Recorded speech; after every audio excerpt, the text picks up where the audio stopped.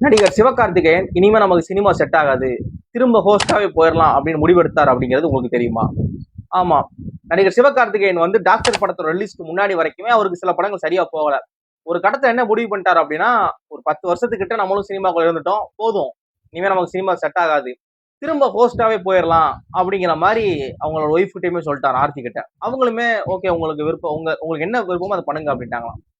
டாக்டரோட ரிலீஸ்க்கு அப்புறம், ஏன்னா டாக்டர் படம் தான் அவரோட கெரியர்லயே 100 கோடி படம், ஃபர்ஸ்ட் 100 கோடி படம் டாக்டர் தான் அவருக்கு. அதுக்கப்புறம் ரிலீஸ்க்கு அப்புறம் தான் இல்ல, நமக்கு இன்னும் கொஞ்சம் இங்க வேலை இருக்கு அப்படிங்கிற மாதிரி வெயிட் பண்ணாராம். டாக்டர் 100 கோடி, டான் 100 கோடி, அப்புறம் மாவீரன் ஓடிச்சு, பிரின்ஸ் மட்டும் சரியா போகல, அப்புறம் அமரன் ஓடிச்சு, அப்புறம் இது மதராட்சி ஓடிச்சுன்னு சொல்லி கிட்டத்தட்ட லாக்டவுனுக்கு அப்புறம் பிசினஸ் வந்து பெருசா கல்லா கட்டினது வந்து அது சிவகார்த்திகேயனுக்கு மட்டும்தான்.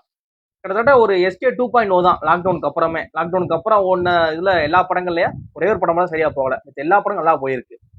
அப்படிங்கிறப்ப அதான் டாக்டர் ரிலீஸ் ஆகுறதுக்கு முன்னாடி வரைக்கும் நான் அப்படி முடிவு பண்ணிட்டேன், வீட்லயுமே ஓகேன்ட்டாங்க, நானுமே வேணாம் அப்படின்னு முடிவு பண்ணேன்.